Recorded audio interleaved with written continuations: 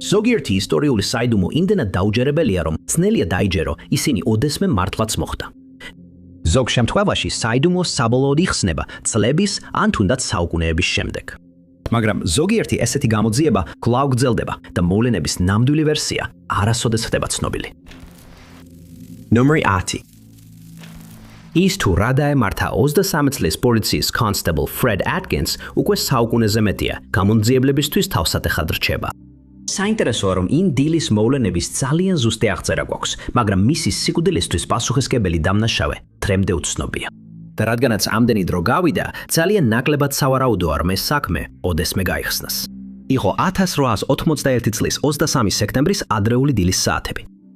იმ დილის რომელიღაც მომენტში მან გადაწყვიტა გასეირნება და წავიდა ნოლთან, დიდ სახლთან, რომელიც იმ ტერიტორიაზე მდებარეობდა. იმ პერიოდში იმ ტერიტორიაზე ქურდები აქტიურობდნენ და ის გეგმავდა სახლის გარშემო გასეირნებას, რათა დარწმუნებულიყო, რომ ყველაფერი კარგად იყო დაცული. სახლში მყოფმა ბატლერმა, რომელსაც Mr. Shorthy ეძახდნენ, დაახლოებით 1:15-ზე გაიგონა ხმა, რომელიც როგორც ეგონა, ცეცხლსასროლი არ არის გასროლას გავდა. და თავიდან ეგონა, რომ ეს ხმები შენობის შიგნიდან მოდიოდა. ის საწოლიდან წამოხდა და სახლის ძებნა დაიწყო. ამ დროს კი შეხვდა სახლის მოუმლოს, რომელიც ასევე ხმაურმა გააღვიძა. მათ შეამოწმეს ყველა ოთახი და შვებით ამოისუნთქეს, როცა დარწმუნდნენ, რომ ყველაფერი უსაფრთხოდ იყო. თუმცა, როცა სახლის კართან მიუახლოვდნენ, შეშფოთდნენ, რადგან გარედან ვილაცის კონესის ბატონმა შორტმა კარი გააღო და საშინლად შეშინდა, როცა ატკინსი მიწაზე დაგდებული ნახა. მაშინვე ნათელი გახდა, რომ მას ცეცხლსასროლი იარაღით ჰქონდა მიღებული დაზიანება და სახლის მფლობელი ბატონი პოისკეკი გაფრთხილებული იქნა განვითარებული სიტუაციის შესახებ. მან პოლიციას დაუკავშირდა და რამდენიმე ოფიცერი სწრაფად მივიდა შემთხვევის ადგილზე. დადგინდა, რომ ატკინსი სამჯერ იყო დაჭრილი, ამიტომ მას სასწრაფო სამედიცინო დახმარება სჭირდებოდა. ის სასწრაფოდ გადაიყვანეს Kingston-ის პოლიციის განყოფილებაში, რადგან უახლოესი საავადმყოფო ძალიან შორს იყო და იქ მას ექიმი Ruth C. გამოიკვლია. სანამ ის ატკინსის ჭრილობებს მკურნალობდა, კონსტაბელმა მოახერხა აეხსნა, რომ როდესაც სახლს მიუახლოვდა, არაფერი საეჭვო არ დაუნახავს, მაგრამ შემდეგ სიბნელეში ლამპარი შენიშნა და მინიმუმ 2 ადამიანი ჩურჩულით საუბრობდნენ. შემდეგ მომენტში მას მკერდში, მუცელსა და მარცხენა ბარდახში დაარტყეს. ეს იყო ბოლო, რაც მას ახსოვდა და სამწუხარო როდ 1 დღის შემდეგ მიღებული ჭრილობებისგან გარდაიცვალა. სახლთან მიმდებარე ტერიტორიას საფუძვლიანად შეამოწმეს და მიწაზე ლამპარი და რკინის ბერკეტი იპოვეს. გახდა ნათელი, რომ ატკინსი შემთხვევით მიმდინარე ქურდობას წააძეხ და მისმა თავდამსხმელებმა ის გაცილებით ადრე შენიშნეს, ვიდრე მან ისინი. ამან მათ გაუადვილა ატკინსისთვის ჩასაფრება და გაქცევა მანამდე, სანამ ვინმე სხვა რამეს გაიგებდა. დაჯილდოება 100 ფუნტის ოდენობით დაწესდა ყველასთვის, ვინც თავდამსხმელებს ამოიცნობდა, მაგრამ არავის არაფერი უნახავს და საქმე მალე ჩიხში შევიდა. დღემდე არავის დასახელებულო ეჭმიტანილა და ატკინსის საქმე კვლავ გადაუჭრელ საიდუმლოდ რჩება. ნომერი 9. როდესაც ვინმე უჩინარდება, უმნიშვნელოვანესია, რომ მათი დაკარგვის შესახებ რაც შეიძლება სწრაფად უნდა შეატყობინონ, რათა პოლიციამ გამოძიება რაც შეიძლება მალე დაიცვას. ამიტომ ლოიდ გეინსის შემთხვევაში მისი გაუჩინარების შესახებ არასდროს შეუტანიათ განცხადება, ამიტომ მისი საქმე დღემდე გაუხსნელია. ლოიდი დაიბადა Wather-Wells-ში, Mississippi-ში 1911 წელს. მამის გარდაცვალების შემდეგ, როცა ის 15 წლის იყო, ლოიდი და მისი ოჯახი გადავიდნენ სენტ-ლუისში, მისურის შტატში. ბოლოს ლოიდმა მიიღო ბაკალავრის ხარისხი ისტორიაში ლინკოლნის უნივერსიტეტში და აპირებდა სამართლის შესწავლას. თუმცა მას უარი უთხრეს, რადგან არ შეესაბამებოდა სკოლის რასობრივ კრიტერიუმებს და უთხრეს, რომ განათლება სხვაგან უნდა მიეღო. მისურის შტატმა შესთავაზა, რომ სხვა უნივერსიტეტში სწავლა დაეფინანსებინა, მაგრამ ლოიდმა ეს შეთავაზება უარყო და უჩივლა იმ სკოლას, რომელმაც მას შესვლაზე უარი უთხრა. საბოლოოდ უზენაესმა სასამართლომ გადაწყვიტა, რომ სკოლებს ყველასთვის თანაბარი განათლება უნდა მიეცათ, მიუხედავად მათი წარმომავლობის, კულტურის თუ რასის, და თუ ამას ვერ შეძლებდნენ, ვალდებულნი იქნებოდნენ მეორე სკოლა აეშენებინათ დამატებითი სტუდენტებისთვის. ამან გამოიწვია ლინკოლნის უნივერსიტეტის სამართლის სკოლის შექმნა, რომელიც მისურის გენერალურმა ასამბლეამ ააშენა. სკოლა 1929 წლის შემოდგომაზე გაიხსნა და ყველა მონაწილე ელოდა, რომ ლოიდი ერთ-ერთი პირველი სტუდენტი იქნებოდა, ვინც დარეგისტრირდებოდა, მაგრამ ის უცნაურად არ გამოჩნდა. გარდა ამისა, ადვოკატებმა, რომლებმაც ის წარმოადგენს, გადაწყვიტეს კიდევ ერთხელ სასამართლოში წასვლა, რადგან მიაჩნდათ, რომ ახალი სკოლის სასწავლო მასალები არასაკმარისად ხარისხიანი იყო. მაგრამ მათ ვერ შეძლეს ლოიდთან დაკავშირება, რომელიც ამ დროისთვის უკვე რამდენიმე თვეა არავის უნახავს. ცნობილია, რომ ლოიდმა გადაწყვეტა სამუშაოს ძებნა სანამ სკოლა შენდებოდა და მან თავის მეგობრებსა და ოჯახის წევრებს უთხრა, რომ გეგმავდა კანზას-სიტიში გამგზავრებას. ასევე გეგმავდა ჩიკაგოში ერთი ღამით დარჩენას. ასევე ცნობილია, რომ ჩიკაგოში ჩავიდა, რადგან რამდენიმე მოწმე აცხადებდა, რომ ის სტუდენტური საძმოს სახლში იყო გაჩერებული. ერთ ღამეს თქვა, რომ მარკების საყიდლად გადიოდა, მაგრამ აღარ დაბრუნებულა. როგორც კი გაერკვა, რომ ის გაუჩინარდა, დაიწყო ძებნა და მისი საქმის დეტალებით პლაკატები გავრცელდა, მაგრამ ლოიდის პოვნა ვერ მოხერხდა. ზოგი ადამიანი ვარაუდობდა, რომ ის მექსიკაში წაწავიდა ახალი ცხოვრების დასაწყებად, რადგან პოლიტიკით დაიღალა. სხვები ფიქრობდნენ, რომ მას დანაშაულის მსხვერპლი გახდა უზენაესი სასამართლოს საქმეში მისი როლის გამო. მაგრამ ეს მხოლოდ ვარაუდი იყო. არასოდეს დაწყებულა ოფიციალური გამოძიება, რადგან უცნობი იყო, უბრალოდ სხვაგან გადავიდა თუ არა ლოიდს. და მიუხედავად იმისა, რომ რამდენიმე ადამიანი აგრძელებდა მის ძებნას, მისი ადგილსამყოფელის შესახებ სხვა კვალი აღარ აღმოუჩენიათ. 2006 წელს ლოიდს საპატიო ხარისხი მიანიჭა იმ სკოლამ, რომლის დაარსებაშიც მან მიიღო მონაწილეობა, ხოლო მისი იურიდიული ლიცენზია სიკვდილის შემდეგ დაამტკიცეს. მისი ძალისხმევა იურიდიულ სკოლაში თანასწორობის მისაღწევად დღესაც ახსენებენ, მიუხედავად იმისა, რომ მას არასდროს მიეცა შანსი გამხდარიყო იურისტი. მერვე ნომერი. 1734 წელს გუბერნატორი ჯორჯ ბარინგტონი, რომელიც ინგლისის დევონშირიდან იყო, ძლივს გადაურჩა თავდასხმას ჩრდილოეთ კაროლინას ბრანსუიკის ოლქის კეიპ ფირის დასახლების მცხოვრებლებისგან. ბარინგტონის მამა მტკიცე მხარდამჭერი იყო მეფე ჯორჯ პირველის, ამიტომ ის ჩრდილოეთ კაროლინის პროპრიეტარულ გუბერნატორად დანიშნეს. ის ამერიკაში 1723 წელს გადავიდა და მომდევნო წელს გუბერნატორის ფიცი დადო. ბრუნსვიკის საგრაფო სამხრეთ კაროლინელი დასახლებულების ჯგუფის სახლად იქცა, მაგრამ მათი იქ ყოფნა არალეგალურად ჩაითვალა. დასახლება დაარსეს ორმა კაცმა, მორის მურმა და მისმა სიძემ ედვარდ მოსლიმ, მაგრამ მათ მიწაზე განაცხადეს უფლება, რომელიც არ ეკუთვნოდათ. როცა მთავრობამ ამის შესახებ გაიგო, ბარინგტონი გაგზავნეს ამ ტერიტორიაზე გამოსაძიებლად და მან მაშინვე გააუქმა ჯგუფის მიწის სიგელები. შემდეგ მან თავის მიერ შერჩეული ხალხის ჯგუფები მიიწვია, რომ მათ დაეკავებინათ ეს მიწა და დაეარსებინათ ქალაქის სახელად ნიუთაუნი, რომელიც ახლა უილმინგტონის სახელით არის ცნობილი. ამის გამო დასახლება სწრაფად დაიშალა, ხოლო შურისძიების მიზნით მათ ბარინგტონი გააძევეს ამ ტერიტორიიდან, რის შედეგადაც მის რამდენიმე მხარდამჭერს თავს დაესხნენ და სიცოცხლე დაკარგეს. ბარინგტონი ინგლისში გაიქცა, ხოლო დასახლებულებმა უილმინგტონი საკუთარ ქალაქად დაიკავეს. ის 1734 წელს დაბრუნდა, მაგრამ უარი თქვა უილმინგტონის მხარდაჭერაზე. მან ასევე გაპირდა თავისი ქონება ჰოფილდში, ჩრდილოეთ კაროლინაში და ასე სოლიდური ქონება დააგროვა. მან ყველაფერი გააკეთა პოლიტიკაში დარჩენისთვის, მაგრამ იმის გამო, რასაც ბევრი ადამიანი მის უხეშ და აუტანელ ხასიათს უწოდებდა, იგი ჩრდილოეთ კაროლინის პირველი სამეფო გუბერნატორის პოსტიდან გადააყენეს. ის რამდენჯერმე დაუპირისპირდა კოლონიურ ასამბლეას და რეგიონის გავლენიან მიწათმფლობელებს.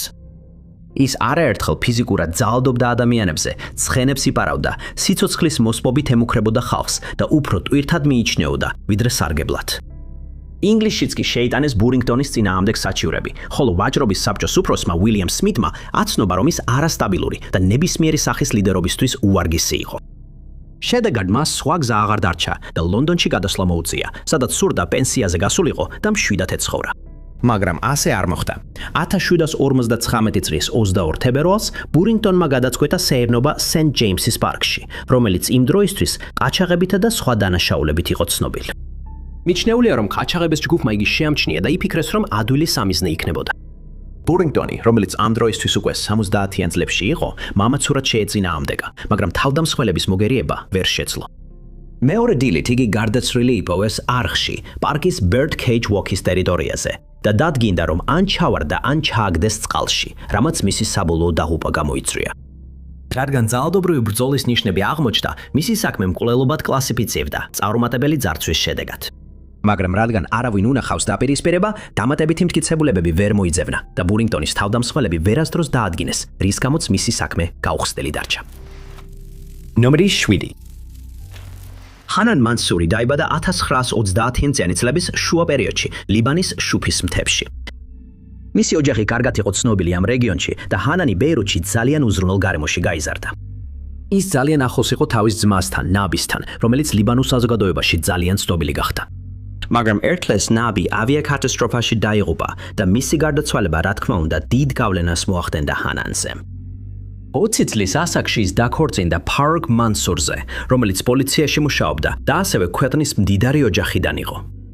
ისინი ბეირუთში დიდ სახლში დასახლდნენ და საბოლოოდ 3 შვილი შეეძინათ. ამბობენ, რომ ის ძალიან მზრუნველი და ერთგული იყო თავისი ოჯახის მიმართ, მაგრამ ერთ ეტაპზე მას საშიში გულის დაავადება დაუდგინდა, რის გამოც სპეციალიზებული ოპერაცია დასჭირდა. მან გადაწყვეტა პროცედურისთვის ამერიკაში გამგზავრებულიყო, მაგრამ გამგზავრებამდე თავისი სამკაული ძმას, ერკიულს გადასცა და სთხოვა დაეცვა ისინი, სანამ დაბრუნებას შეძლებდა. მოიაზრებოდა, რომ პროცედურა რიჩმონდში, ვირჯინიაში ჩატარდა და ახლა ცნობილია, რომ მისი მდგომარეობა გამოწვეული იყო 3 ორსულობით, რამაც მის გულზე დიდი ზეწოლა მოახდინა. ეს ცნობილი გახდა მისი მეორე შვილის დაბადების შემდეგ, მაგრამ მან კურნალობას არ მიმართა და მესამე შვილის დაბადების შემდეგ მისი ჯანმრთელობის მდგომარეობა სწრაფად გაუარესდა. საავადმყოფოს პერსონალმა მოგვიანებით განაცხადა, რომ როდესაც ისინი ჰანანს ოპერაციისთვის ამზადებდნენ, ის ძალიან აღელდა და სთხოვა დაერეკა თავისი ქალიშვილისთვის, ლეილასთვის, რომელიც იმ დროს ვენესუელაში მოგზაურობდა. მას არ შეეძლო აშშ-ში განგზავრება, რადგან პასპორტი დაკარგა, მაგრამ ჰანანი მაინც ვერ დაუკავშირდა მას, რადგან ზარი ვერ განხორციელდა. ოპერაცია მისი შფოთვის მიუხედავად დაგეგმილივით ჩატარდა, მაგრამ პროცედურის დროს წარმოშობილი გართულებების გამო ჰანანი გარდაიცვალა 1972 წლის 11 მარტს, მხოლოდ 36 წლის ასაკში. აღსანიშნავია, რომ ჰანანმა თავის გარდაცვალებაზე მეუღლესთან 2 წლით ადრე ისაუბრა, ვიდრე ოპერაცია ჩატარდებოდა. მან უთხრა მას, რომ ხელახლა დაიბადებო და რომ როცა იმ ქვეყნიდან დაბრუნდებოდა, ბევრი ისტორია ექნებოდა მოსაყოლი. წარუმატებელი ოპერაციიდან 10 დღის შემდეგ უცნაური მოვლენების სერია დაიწყო. ბეირუთში დაიბადა გოგონა სახელად სუზან ხანემი, მაგრამ მის დაბადებამდე დედამის უცნაური სიზმრები ესიზმრა, სადაც 40 წლის ქალი გამოეცხადა და გოგონას დაბადება უწინასწარ მეტყველა. სუზანი დაიბადა მკერდზე დაბადების ლაქით და მოგვიანებით აღინიშნა, რომ ეს ლაქა ზუსტად იმ ადგილას იყო, სადაც ჰანანის ოპერაციის დროს განაკვეთი გაკეთდა. 16 თვის შემდეგ სუზანი თავის პირველ სიტყვებს იტყოდა. მან აიღო ტელეფონის ხურმილი ოჯახის სახლში და გაისმა როგორ ამბობდა. გამარჯობა ლეილა, იგივე სახელი რაც ჰანანის ქალიშვილს ერქვა, რომელმაც გამოტოვა მისი ზარი. მიუხედავად იმისა, რომ ეს უკვე უცნაური იყო, ყველაფერი კიდევ უფრო უცნაური გახდა, როცა სუზანი 2 წელს მიაღწია. მან შეძლო ჰანანის ოჯახის 13 წევრის სახელებით ეცნო. ეს მოიცავდა ჰანანის მშობლებსა და მის და-ძმებს და ვერავინ ხსნიდა, როგორ იყო ეს შესაძლებელი. ჰანანის ოჯახმა ამის შესახებ გაიგო და გადაწყვიტა სუზანი მოენახულებინათ, რის შემდეგაც შოკში დასჯდნენ.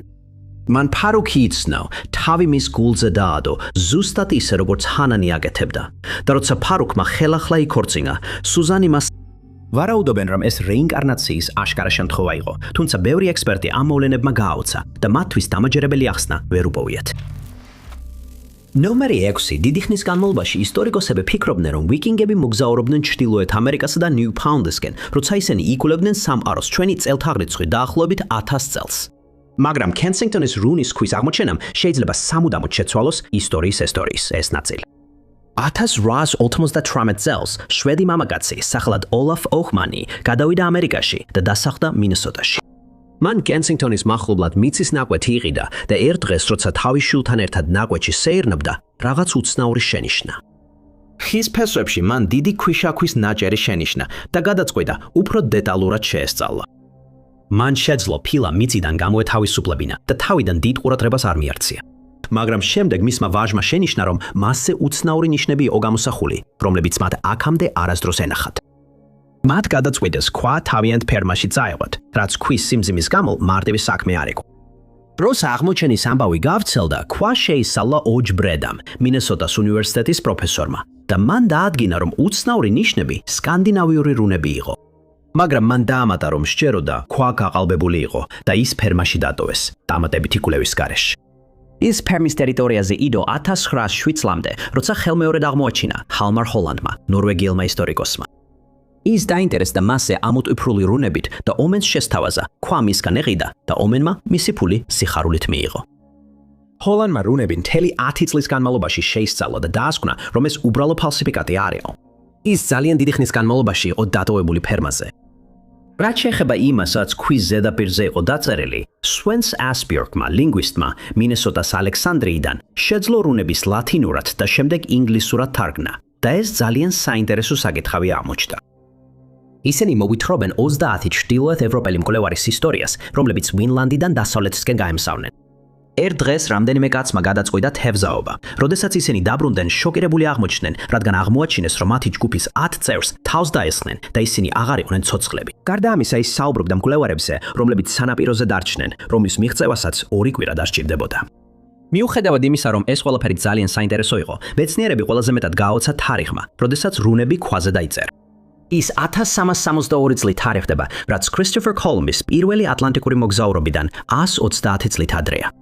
თუ თქვა ნამდვილად ავთენტიკურია, ეს შეიძლება ეჭქვეშ დააყენოს იმ ისტორიკოსების მიგნებები, რომლებიც მიიჩნევენ, რომ ვიკინგები ამ ტერიტორიას მხოლოდ ბევრად მოგვიანებით მიაღწიეს. მაგრამ დებატი იმის შესახებ კალბია თუ არა ეს ქვა დღესაც გრძელდება. ის არაერთხელ ფალსიფიკაციად მიიჩნიეს, რადგან ზოგიერთი ადამიანი ფიქრობს, რომ ომენმა ან მისთვის ცნობილმა ვინმემ ამოკვეთა რუნები ქვაზე, რის შემდეგაც ის მსოფლიოს წარუდგინეს. ხოლო დრო გვიჩვენებს, იპოვიან თუ არა მომავალში დამატებით პასუხებს, მაგრამ ამ ეტაპზე კენსინგტონის რუნების ქვა რჩება მომხიბლელ საიდუმლოდ, რომელიც შესაძლოა არასოდეს გაიხსნას სრულად. ნომერი 5. როდესაც გაუნძიებლები გადაწყვეტენ ძველი გაუხსნელი საქმეების გადახედვას, ყოველთვის არსებობს იმედი, რომ ახალი მტკიცებულებები გამოჩნდება და დანაშაულის ჩამდენი საბოლოოდ გამოვლინდება. მაგრამ არსებობს ერთი საიდუმლო, რომელიც იმდენად ძველია, რომ შესაძლოა სამუდამოდ გაუხსნელი დარჩეს. საქმე დაიწყო 1991 წელს, როდესაც ენ არანდელის ოლქის დაკარგული ქალაქების ჯგუფი, რომელიც ანთროპოლოგებისგან შედგებოდა, მერილენდის ერთ-ერთ ადგილს სწავლობდა, რომელსაც ახლა ანაპოლისი ეწოდება, რომელიც მე-17 საუკუნეს მიეკუთვნება. პროექტის მიზანი იყო იმ დასახლებების პოვნა და შესწავლა, რომლებიც ამ ტერიტორიაზე დიდი ხნის წინ არსებობდა და მათი ცხოვრების წესის, რწმენებისა და ტრადიციების შესახებ მაქსიმალურად მეტი ინფორმაციის მიღება. კვების დროს მათ აღმოაჩინეს ადგილი სახელად ლევი ნეკი, სადაც მათ მნიშვნელოვანი აღმოჩენა გააკეთეს. ერთ-ერთი ადგილის გათხრებისას მათ აღმოაჩინეს ნაშთები, რომლებიც დატოვებული იყო სახლის სარდაფში, რომელიც მე-17 საუკუნით თარიღდება. Douglas Oslam სწრაფად დაადგინა, რომ ეს ეკუთვნოდა მამაკაცს და სავარაუდოდ ის ევროპიდან იყო წარმოშობით. შემდგომა გამოკვლევამ აჩვენა, რომ კბილები და ხერხემალი დაზიანებული იყო და დაასკვნეს, რომ ადამიანს, ვისაც ეს ნაშთები ეკუთვნოდა, ან მძიმე დაავადება ჰქონდა გადატანილი, ან ძალიან მძიმე ფიზიკური შრომა ჰქონდა შესრულებული. ამან ისტორიკოსები დაარწმუნა, რომ თავის ქალა ეკუთვნოდა კონტრაქტით შეგრულ მსახურს, რომელსაც სხვა გზა არ ჰქონდა გარდა იმისა, რომ დამსაქმებლის მითითებები შეესრულებინა, როცა 17 საუკუნის შუა წლებში ჩესაპიკის ყურის რეგიონში ცხოვრობდა.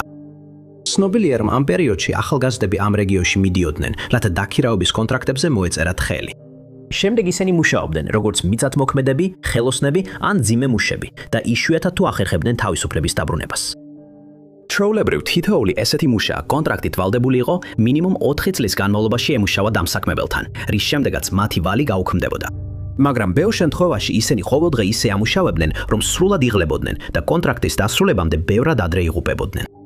არქეოლოგი სახელად ჯეინ კოქსი ასევე მონაწილეობდა იმ დროის კვლევაში და სხვა აღმოჩენილი არტეფაქტების, მაგალითად 1663 წლის ფანჯრის ბეჭდისა და 1664 წლის მონეტის წყალობით, დადგინდა, რომ მამაკაცი სავარაუდოდ 1665-დან 1675 წლამდე გარდაიცვალა. იმ პერიოდში განიხილებოდა კანონი, რომელიც აკრძალავდა კონტრაქტით შეკრული მსახურების მფლობელებს მათი კერძო წესით დაკრძალვას. სარსულში ბევრი მსახური მძიმედ ექცეოდნენ და როდესაც ისინი მიღებული დაზიანებების შედეგად იღუპებოდნენ, უბრალოდ მარხავდნენ მათ, რათა დაეფარათ ის ძალადობა, რასაც ისინი განიცდიდნენ. ესეთი შემთხვევა ჩანდა ამ კონკრეტულ ჩონჩხთან დაკავშირებითაც. დადგინდა, რომ მამაკაცმა მოიტეხა მაჯა თავის დაცვისას მძიმე დარტყმისგან და მისი სიცოცხლე მალევე დასრულდა, სავარაუდოდ იმავე პირის მიერ. სხვებლის ვინაობა ცხადია არასოდეს დადგინდება, შესაბამისად მისი თავდამსხმელიც ალბათ ვერასოდეს იქნება იდენტიფიცირებული, რის გამოც ეს საქმე საიდუმლოდ დარჩება და კიდევ მრავალი წლის განმავლობაში საგონებელში ჩააგდებს ექსპერტებს. ნომერი 4. 1908 წლის დეკემბერში ხანდაზმული ქალი სახელად მარიონ გილქრისტი ცხოვრობდა გლაზგოში, შოტლანდიაში. მას ეკუთვნოდა სახლი Queen's ტერასაზე, West Princess Street-ზე და ყველა ცნობით ის ძალიან დიდარი ქალი იყო. მაგრამ იმ წლის 21 დეკემბერს ის გახდება მკვლელობის საქმის მთავარი ფიგურა, რომელიც მიუხედავად იმდროინდელი და თანამედროვე გამომძიებლების ყველა მცდელობისა, დრემდე გაუხსნელად რჩება. იმ ღამით მარიონმა თავისი მსახური, გოგონა სახელად ჰელენ ლემბი, ქალაქში გაგზავნა საღამოს გაზეთის საყიდლად. ჰელენი ალბათ მოხარული იყო, რომ ცოტა ხნით სახლიდან გასულიყო და თქვა, რომ დაახლოებით 10 წუთში დაბრუნდებოდა. მაგრამ გზაში მან მარიონის მეზობელი მისტერ ადამსი შეხვდა და ისინი საუბარში ჩაერთმენ. როცა ჰელენი სახლში დაბრუნდა, მისტერ ადამსმა გადაწყვიტა მასთან ერთად მისულიყო, რადგან ალბათ სურდა დარწმუნებულიყო, რომ ჰელენი უსაფრთხოდ მივიდოდა სახლში. მაგრამ როცა ჰელენმა სახლის კარი გააღო, ისეთი სურათი დახვდა, რაც მათ ვერასდროს წარმოედგინათ. მან ხელისუფლებას უთხრა, რომ დაინახა, როგორ გამოვარდა კაცი მარიონის საძინებლიდან. ის ჰელენის უკან გაიარა და კიბეებზე ჩარბა, ისე გაიქცა, რომ ვერავინ შეაჩერა. ჰელენის შოკში დარჩა და სახლის თვალიერება დაიწყო. ჯერ მარიონის საძინებელი შეამოწმა, შემდეგ სამზარეულო და ბოლოს სასადილო ოთახი. იქ ჰელენი შოკში ჩავარდა, როცა მარიონი გარდაცვლილი ნახა და აშკარა იყო, რომ მასზე თავდასხმა იმ კაცმა განახორციელა, რომელიც შენობიდან გაქცეულად ნახა. მან საშინელი კვირილი ამოუშვა და სახლიდან გაიქცა, სადაც კიდევ ერთხელ შეხვდა Mr. Adams. ორივემ ქუჩაზე აქეთ-იქით გაიხედა, რომ ენახათ თავდამსხმელი ისევ ჩანდა თუ არა, მაგრამ ის გაუჩინარებული იყო, თითქოს იქ არასდროს ყოფილა. ქუჩა სრულიად შუმი იყო და მათ ექიმი გამოიძახეს, რომელსაც ასევე Adams-ი ერქვა. ის სასადილო ოთახში შეიყვანეს, სადაც მარიონი დაათვალიერა და დაადგინა, რომ მას თავში მოხვედროდა გატეხილი სკამის ფეხის ნაჭერი. პოლიცია გააფრთხილეს და მათ გამოძიება დაიწყეს. მათ აღმოაჩინეს, რომ მარიონის საძინებელში გაზის ლამპები მისმა თავდამსხმელმა აანთო და გაქცევისას ასანთის კოლოფი იქვე დატოვა. ნათლად ჩანდა, რომ ის რაღაცის მოპარვას ცდილობდა, რადგან ხის ყუთი, რომელშიც მარიონის პირადი დოკუმენტები ინახებოდა, ძალით გაეხსნათ. ზოგიერთი დოკუმენტი იატაკზე იყო დაყრილი და მაშინ ივარაუდეს, რომ ის რაღაც კონკრეტულს ეძებდა, რადგან რამდენიმე ძვირფასი სამკაული, რომელიც მარიონს ტუალეტის მაგიდაზე დაედო, ხელუხლებელი იყო. ისინი თვალსაჩინოდ ეწყო და ნებისმიერი შემთხვევითი ქურდი უპირველესად სწორედ მათს აიღებდა, ვიდრე რამე სხვას. სამკაული სხვა ოთახებშიც იყო დატოვებული და მთლიანობაში მათი ღირებულება დაახლოებით 300 ფუნტში ადგენდა, თუმცა ისინი ხელუხლებელი დარჩა. მხოლოდ ერთი სამკაული, Brilliant's Brooch იყო მოპარული. ჰელენმა განაცხადა, რომ დამნაშავე, რომელიც მან ნახა, დაახლოებით 25-დან 30 წლამდე ასაკის იყო. ის ფიქრობდა, რომ მისი სიმაღლე დაახლოებით 5 ფუტი და 8 ინჩი იყო და დაამატა, რომ მას ჰქონდა მუქი თმა, იყო სუფთად გაპარსული და ეცვა ღია ნაცრისფერი პალტო და ნაჯრის ქუდი. მაგრამ გოგონამ, რომელიც სახლთან ახლოს გადიოდა იმ დროს, როცა კაცი გარბოდა, სრულიად განსხვავებული აღწერა მისცა და დაამატა, რომ მან თითქმის წააქცია, როცა სწრაფად ჩაუარა. გამოძიების შედეგად დადმინდა, რომ მთავარი ეჭვმიტანილი იყო გერმანიიდან ჩამოსული ოსკარ ლეშინერი. ოსკარი, რომელიც გლაზგოში ერთი თვისთან ჩამოვიდა და ფსევდონიმად Slater-ს იყენებდა, ცდილობდა გაეყიდა ბრილიანტის ბროშზე გაცემული ლომბარდის ქვითარი. პოლიცია მის ბინაში მივიდა დასაკითხად, მაგრამ აღმოაჩინა, რომ ის და მისი თანამგზავრი, ფრანგი ქალი ანდრე ანტუანი, უკვე ლივერპულში და შემდეგ ნიუ-იორკში გაემგზავრნენ. ინფორმაციისთვის 200 ფუნტიანი ჯილდო დაწესდა და ბოლოს ოსკარი დააკავეს. ის გლაზგოში გაასამართლეს და დამნაშავედ სცნეს. მხოლოდ 19 წლის პატიმრობის მოხდის შემდეგ გაამართლეს იგი. მან მნიშვნელოვანი კომპენსაცია მიიღო უკანონო პატიმრობისთვის, ხოლო მარიონის ნამდვილი თავდამსხმელი არასოდეს გამოვლინდა. ნომერი 3. ადამიანი, რომელმაც მოგლა გიორგი კოვალკორესი, ბერძენ ამერიკელი საზღვაო ოფიცერი, რომელიც ამერიკის სამოქალაქო ომის დროს სარატოგას მეთაურობდა, არასოდეს გამოვლენილა და მისი საქმე დღემდე თავსატეხად რჩება ხელისუფლებისთვის. გიორგი დაიბადა ჰიოში, საბერძნეთში, 1816 წელს, მაგრამ მისი ცხოვრება თავიდანვე მძიმე იყო.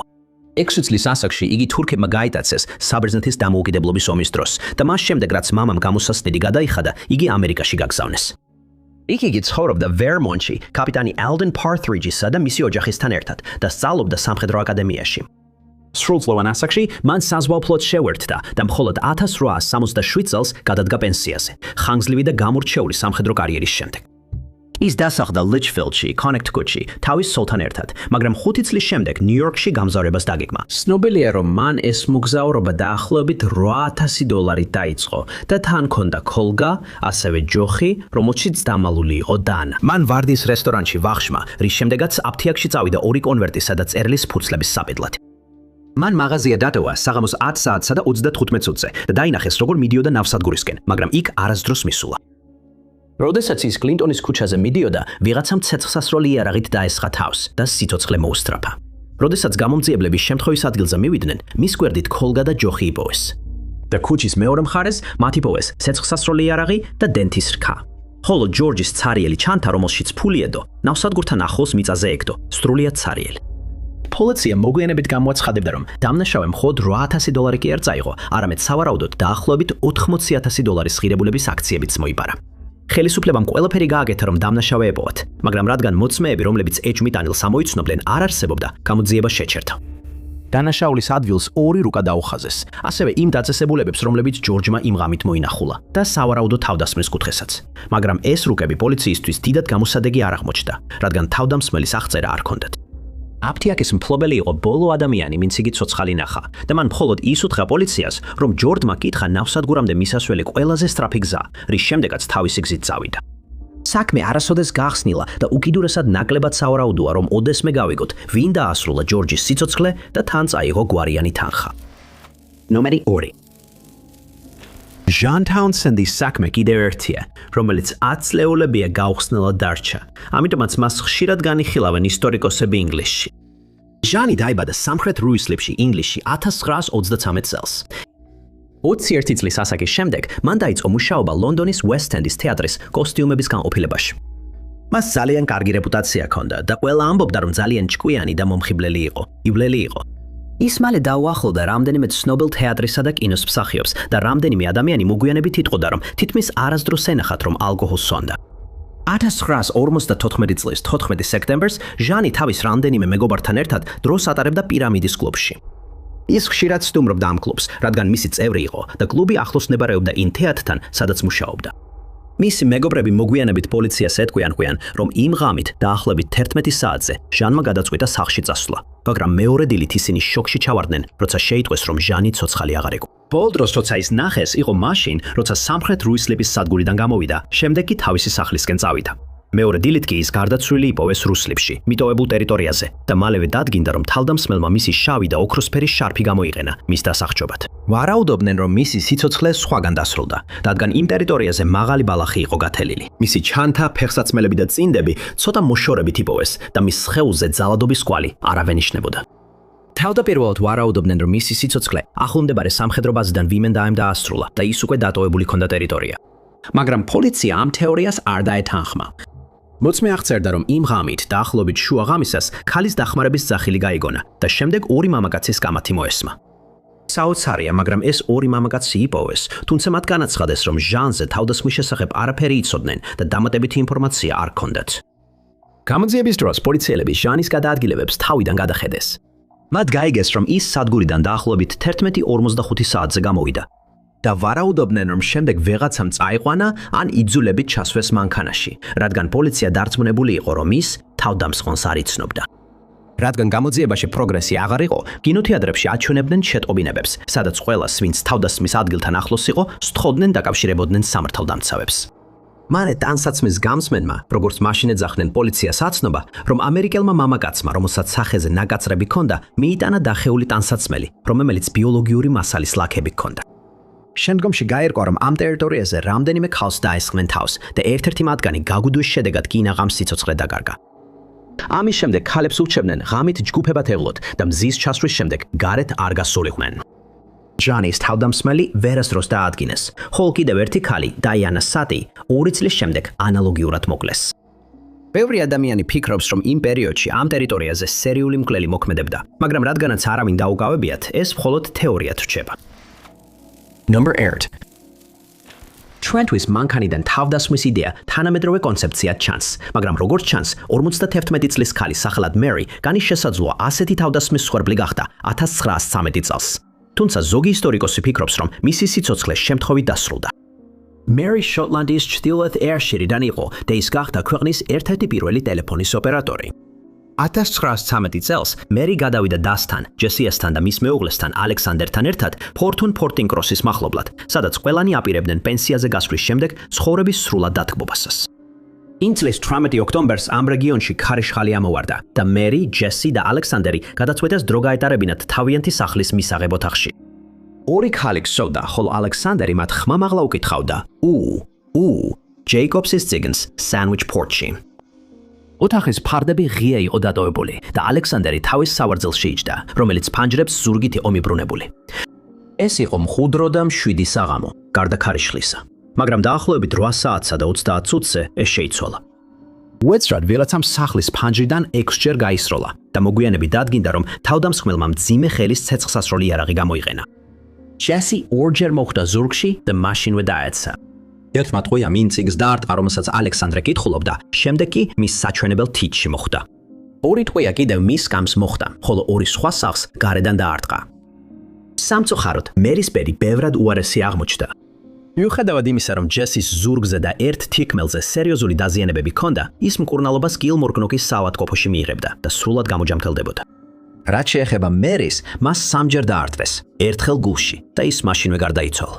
ალექსანდრე მეზობელ ფერმაში გაიქცა დახმარებისთვის და გამოიძახეს ექიმი და პოლიცია. სახლთან გარეთ ნაპოვნი ფეხის ნაკვალევის ანაბეჭდები აიღეს, ხოლო მინდებარე ტერიტორია, მათ შორის არნელის ტყე, გაჩხრიკეს, მაგრამ უშედეგოდ. იმის გამო, რომ ალექსანდრე იმ დღეს საქონლის ბაზარში იყო ნამყოფი და ცნობილია, რომ მას საკმაოდ ბევრი ფული ჰქონდა, ვარაუდობდნენ, რომ ეს იყო წარუმატებელი ძარცვა. მაგრამ რადგან სახლიდან არაფერი წაუღიათ, ეს თეორია მალე დაიშალა. იმიტომ რომ იმ ღამით არავის გაუგონია სახლის ძაღლების ყეფა, მიიჩნევენ რომ თავდამსხმელი მსხვერპლებს იცნობდა. რამდენიმე ეჭვმიტანილი გამოიკვეთა, მათ შორის ალექსანდრე მაკლარენი, რომელსაც შესაძლოა მერისთან რომანის დაწყება სურდა, მაგრამ მოგვიანებით ეჭვმიტანილთა სიიდან ამოიღეს. სხვაები ვარაუდობდნენ, რომ ალექსანდრემ თავად დადგა ეს თავდასხმა, მაგრამ ამ თეორიას დამადასტურებელი მტკიცებულება არასდროს აღმოჩნდა და ჯესიმ დაადასტურა, რომ გასტროლები შენობის გარედან იყო. საქმე სწრაფად შიხში შევიდა და რადგანაც მეტი კვალი აღარ აღმოჩნდა, მერის საქმე დღემდე გაუხსნელად დარჩა. დიდი მადლობა ყურებისთვის. თუ ეს ვიდეო მოგეწონათ, აუცილებლად დააჭერეთ მოწონების ღილაკს. ასევე არ დაგავიწყდეთ გამოწერა და შეტყობინების ზარის ჩართვა, რომ არ გამოგჩეთ ჩვენი მომავალი ვიდეოები. მე ვარ Top 5 Unknowns და შემდეგ ვიდეოში ისევ შევხვდებით.